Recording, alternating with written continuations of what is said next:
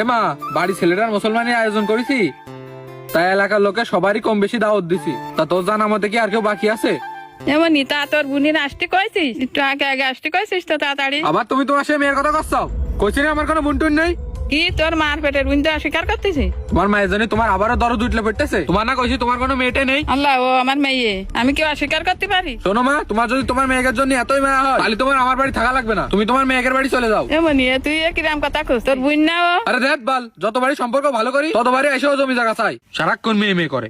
এ ভাই এ তুই মার সাথে এরম কেকাচ্ছিস কেন? আর মা তো ঠিক কথাই কয়েছে, তুই বড় ভাই, তোর ছেলের মুসলমানের অনুষ্ঠান বাড়ি, তা বুইন্ডারে একটু দাওয়াত দিবি নে? এই তুই এসে একই কথা করছিস?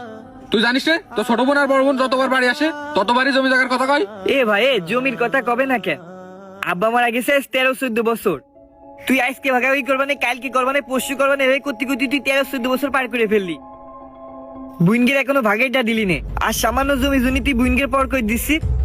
এই বাপের সম্পত্তির অধিকার বোনরা কি করে পায় রে? এত টাকা খরচ করে বোনকে বিয়ে সাজিয়ে দিছি, আবার জমির ভাগ কিসির রে? এত টাকা খরচ করে দিছি, তোর টাকা দিয়ে তুই বিয়ে দিছিস? মা তিলে তিলে টাকা গুছাইছে, আব্বা গুছাইছে, বোন দুটো বিয়ে দেওয়ার জন্য সেই টাকা দিয়ে তুই বিয়ে দিছিস। তুই গুছাই দিছিস, আব্বা মরতে পারি না, আব্বা সব জমি জমা তুই দখল করেছিস।